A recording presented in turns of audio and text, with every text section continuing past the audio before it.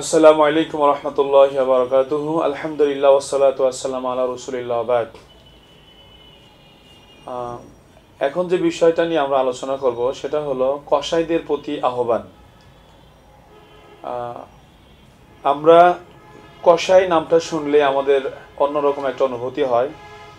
আহ, আমরা মনে করি যে আসলে তারা পশুদের সাথে নির্মম আচরণ করে, বাস্তবেই অধিকাংশ করে বলেই কিন্তু আমাদের তাদের প্রতি এই ধারণা তৈরি হয়ে গেছে। এছাড়া আমি একজন ইমাম হিসেবে প্রায় 20 বছর ধরে ইমামতি করছি। তো এই সময়গুলোতে যেহেতু মুসল্লিদের প্রাণী জবাই করে দিতে হয়, পাশে কসাই থাকে, তো তাদের আচরণ আমি দেখেছি মানে খুবই, মানে কি বলবো, নিচুতম আচরণ। তারা যেমন আমার সাথেও করেছে, অন্যদের সাথেও হয়তো করেছে, তো প্রাণীদের সাথে তো বলাই বাহুল্য। এরা আমাদের জবাই করার সাথে সাথেই ধাক্কা দিয়ে সরাই দেয়। অনেকে আছে, আরও কেউ ভালো আছে, এরা জবাই হতে না হতেই, আমার সাথে যেটা অনেকবার হয়েছে, তো এরা কি বলে, জবাই হতে না হতেই ধাক্কা দিয়ে সরাই দেয় যে সরেন। এরপরে ও কী করে, স্পাইনাল কর্ডটা কেটে দেয়। স্পাইনাল কর্ড কেটে দিলে গরু ঝাঁকুনি দেয়, গরু স্ট্রোক করে, যে হার্ট অ্যাটাক করে গরুটা মারা যায়।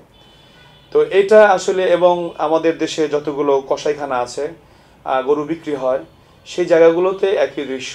একটা প্রাণীর সামনে একটা প্রাণীকে জবাই করছে, এবং স্পাইনাল কর্ড তো অবশ্যই কাটতেছে, বেশিরভাগ জায়গায় আমরা দেখতেছি।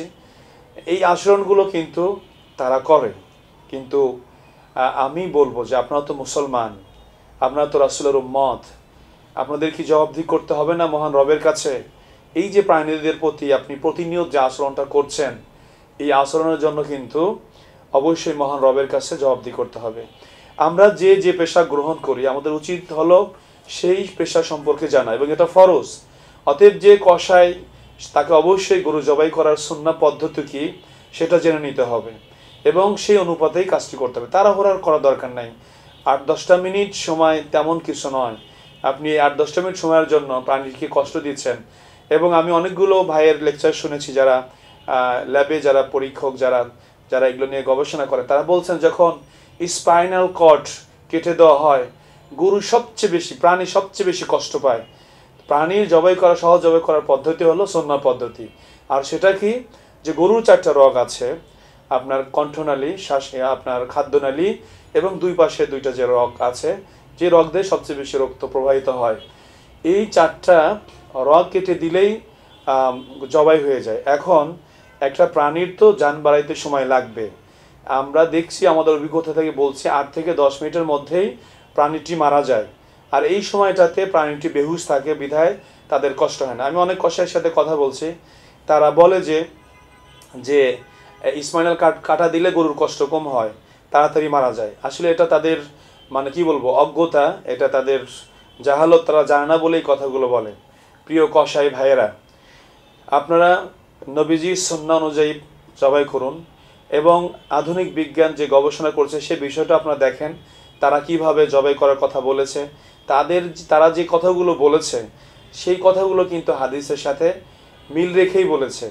অর্থাৎ বিশ্বনবী মুহাম্মদ রাসূলুল্লাহ, আমার আপনার নবী, তিনি আজ থেকে 1500 বছর আগে কিন্তু এই কথাগুলো বলেছেন। অতএব ভাই, আপনাদের প্রতি আকুল আহ্বান যে সামান্য 10টা মিনিটের জন্য আপনি প্রাণীটিকে কষ্ট দিন না।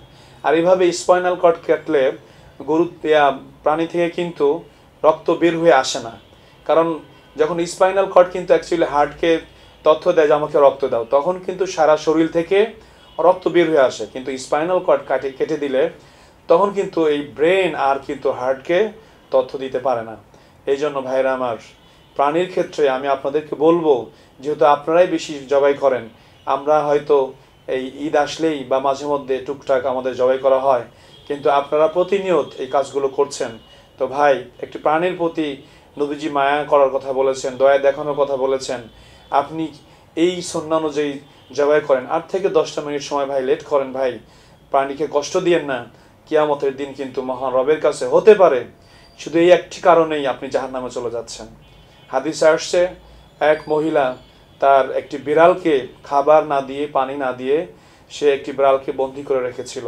এতে বিড়ালটি মারা যায়, এই মহিলা কিন্তু জাহান্নামী হয়ে যায়। আর একজন মহিলা, সে একটা কুকুরকে, সে অনেক বড় গুনাহগার ছিল, প্রস্টিটিউট ছিল, সে একটি কুকুরকে, পিপাসিত কুকুরকে সে পানি খাইয়ে কিন্তু জান্নাতে চলে যায়। অতএব আপনি মুসলমান, আপনারকে অবশ্যই আল্লাহ তাআলা রাসূলের নির্দেশ অনুযায়ী চলতে হবে। আপনি এতদিন যা করেছেন, আপনারা যা করেছেন এগুলো নিয়ে তওবা করুন এবং সুন্নাহ অনুযায়ী বিজ্ঞানসম্মত, বিজ্ঞান যেভাবে বলে আপনি এভাবেই পশুটি জবাই করুন। তাহলে এটা আপনার জন্য ইবাদত হবে, সওয়াব হবে। কিয়ামতের দিন এই ব্যাপারে আপনাকে জবাবদিহিতা করতে হবে না। আল্লাহ তাআলা আপনাদের সকলকে, আমাদের সকলকে সুন্নাহ অনুযায়ী গরু জবাই করার, প্রাণী জবাই করার তৌফিক দান করুন। আমা তৌফিকে ইল্লা বিল্লাহ।